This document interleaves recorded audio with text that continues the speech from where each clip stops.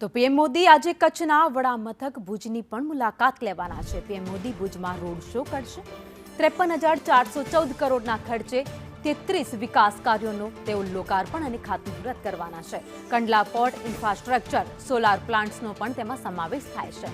આ સાથે જ પાવર ટ્રાન્સમિશન અને માર્ગ મકાનના કાર્યોનો પણ સમાવેશ કરવામાં આવે છે। ઉર્જા અને પેટ્રોકેમિકલ્સ વિભાગના કાર્યો પણ તેમાં સમાવી લેવાયા છે। તો પવિત્ર યાત્રાધામ વિકાસ બોર્ડના કાર્યોનો પણ સમાવેશ થાય છે।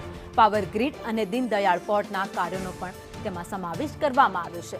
આ સાથે જ જામનગરમાં 220/66 kV બાબરઝર સબસ્ટેશનનું લોકાર્પણ કરવામાં આવશે। તો અમરેલી, જૂનાગઢ, સોમનાથમાં 66 kV ટ્રાન્સમિશન લાઇન, મોરબીમાં 11 મેગાવોટ સોલાર પીવી પ્રોજેક્ટનું પણ લોકાર્પણ થશે। તો કચ્છના મંજલમાં 10 મેગાવોટ સોલાર પીવી પ્રોજેક્ટ જેનું લોકાર્પણ પ્રધાનમંત્રી નરેન્દ્ર મોદીના હસ્તે કરવાનું છે। તો ગાંધીધામની ડીપીએ પ્રશાસનિક કચેરીમાં સેન્ટર ઓફ એક્સેલન્સ માતાના મઢ મંદિર પરિસર, ખાટલા ભવાની, ચાચર કુંડનો પણ વિસ્તાર તેમાં સમાવી લેવાશે। તો ખાવડા નવનિર્મિત 800 kV HVDC પ્રોજેક્ટનું પણ પ્રધાનમંત્રી ખાતમુહૂર્ત આજના દિવસ દ્વારા કરવાનું છે।